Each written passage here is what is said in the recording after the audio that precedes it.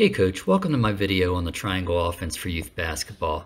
Whether you're a new coach who's not sure what offense to run, or you've coached before and are looking at other options, the modified version of the triangle offense that I'm about to show you is simple to teach your players and easy for them to understand and execute, yet very effective. It has the benefits of the 5-out motion offense that is most popular in youth basketball, such as being a positionless offense, so any player can fill any position, and players develop a basketball IQ by learning to read and react to what the defense is doing. It also has the benefits of running set plays, since all players know they're going to run a certain action based on the teammate to whom the ball is passed. And if the defense denies them from running that action, they know what action to run next. So unlike set plays where they break down and leave players wondering what to do now, players are always in the offense and on the same page at all times. I will be going over the positions of the offense, the passing priorities of the options, the entry into the triangle, and the 4 options of the offense. Moving on to the positions of the offense. The positions that you see in this diagram are identical to those in the regular triangle offense. The trigger, post, and corner make up the triangle for which the offense is named, along the sideline.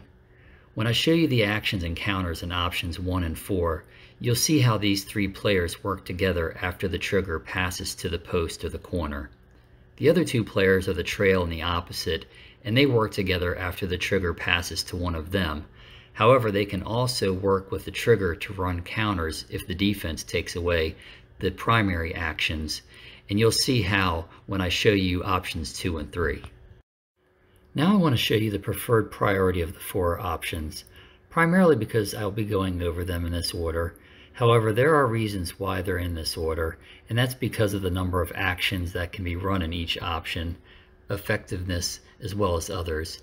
But I don't want you or your players to get hung up on the preferred priority. What you want to emphasize to the trigger is to pass to her teammate who is most open, and then players run the appropriate action for that option. Here's the passing priority. What I want you to notice is how the trigger is able to pass to all 4 of her teammates as soon as she dribbles the ball to the wing. In my opinion, this is another advantage that this offense has compared to the 5-out motion offense. Moving on to the entry to the triangle. There are many entries into the triangle, but the easiest one, which I'm about to show you, is called the dribble entry. Before I show you the dribble entry, I want you to notice where I recommend you position the corner until she knows which corner to fill, which will be based on the wing the trigger fills. My recommendation is she initially set up in the paint between the post and the opposite. Of course, there's no 3-second violation until the ball enters the front court, and the player will know which corner to fill long before the ball gets to half court. To help the corner get open, you could always have the 2 low post players screen for her.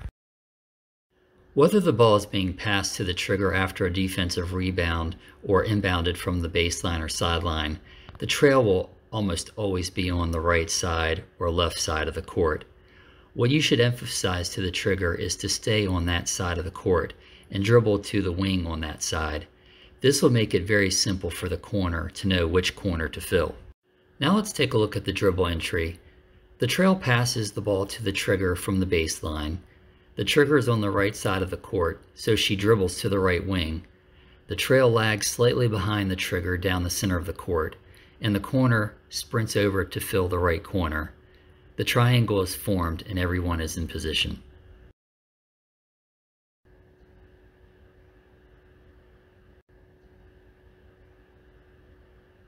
If the defender of the trigger decides to apply pressure on the ball, the trigger can make a lag pass to the trail to relieve that pressure.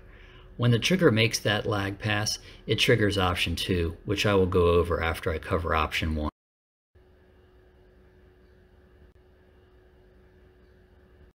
Option 1 is the trigger passing the ball to the post. Before I show you option 1, I want to show you a very important principle that will help the post be successful at receiving a pass from the trigger, and it is called the line of deployment. In this diagram, the player with an F inside the circle is the trigger. The player with a C inside a circle is the post, and the player with a C inside a square is the defender of the post. The line of deployment is an imaginary straight line from the trigger to the basket. If the post stands on that line, the defender of the post is forced to stand directly behind her. If the defender decides to play on the high side of the post, as shown on the right side of the diagram, the trigger should pass the ball to the baseline side of the post. If the defender decides to play on the low side of the post, as shown on the left side of the diagram, the trigger should pass the ball to the free throw line side of the post. In these cases, the post should have an opportunity to score since her defender is out of position. However, I recommend the trigger screen for the corner and the opposite screen for the trail so the post has passing options. As I mentioned, option 1 starts with the trigger passing to the post. The primary action is the trigger screen for the corner and the post pass to the corner coming off the screen.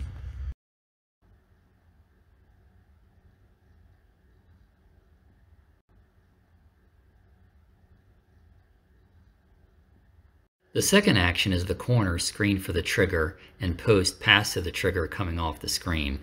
My recommendation is you make it a rule that the trigger and corner alternate screening for each other anytime the pass is made to the post.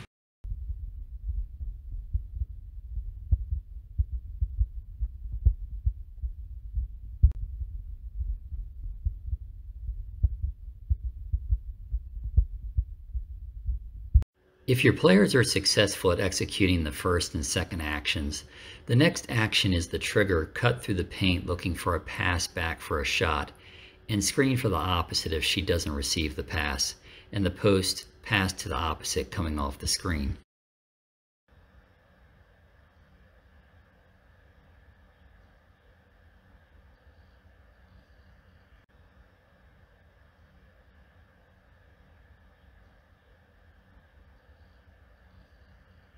Another one is the opposite screen for the trail and the post pass to the trail coming off the screen.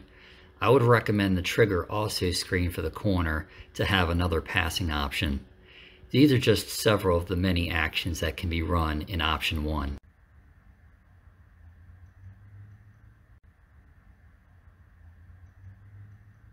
Option 2 is the trigger passing the ball to the trail. The primary action is the opposite flash towards the trail, receive a pass around the elbow, and the trail get a handoff or a drop pass from the opposite for a layup.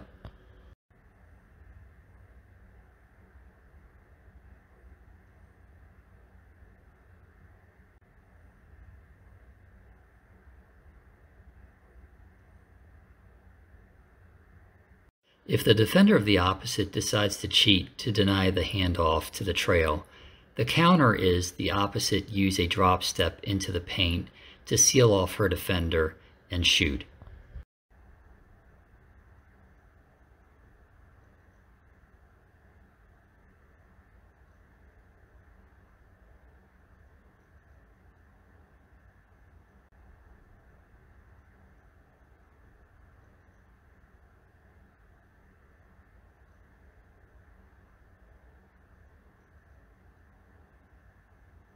The trigger should always be watching in case the defender of the trail denies the handoff from the opposite to the trail, because the counter is for the opposite to dribble towards the other elbow and hand off to the trigger.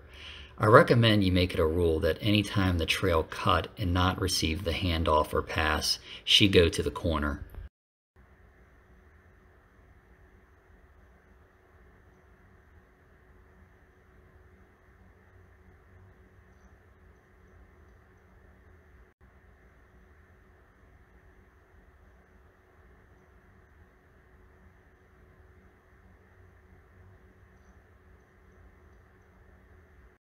If the trail is unable to pass to the opposite should set a ball screen for the trail so she can try to drive to the basket.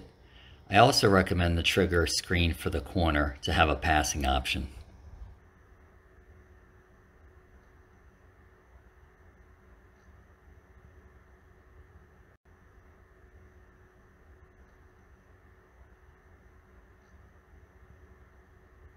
Option 3 is the opposite flash to the free throw shot area and receive a pass from the trigger. The primary action is the opposite drop pass to the trail on a backdoor cut for a layup.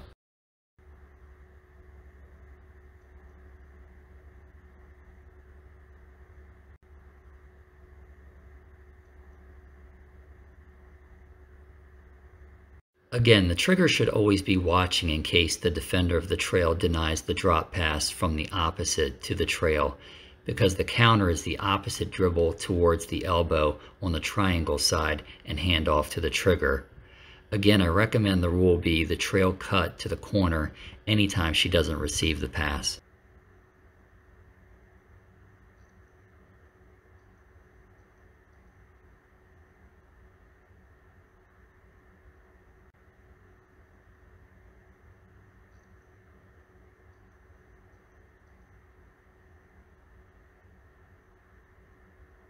Option 4 is the trigger passing the ball to the corner. The primary action is the post screen for the trigger, and the trigger receive a pass back from the corner for a layup.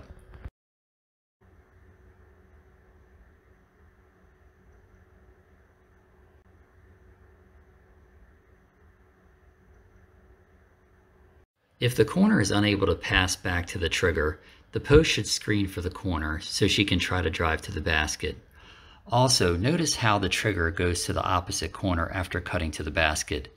Again, that's the rule about going to the corner anytime she doesn't receive the pass.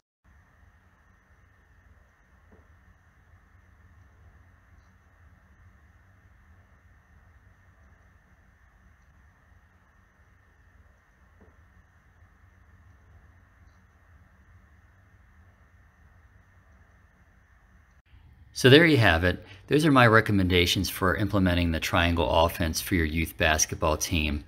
I hope you found this video to be useful, and I wish you best of luck with implementing this modified version of the triangle offense with your team. If you have any comments or questions, feel free to email me at irishfan4323@aim.com, or you can leave me a comment below. Also, if you use this offense, feel free to send me a message and let me know how it worked out for your team. Thanks and take care.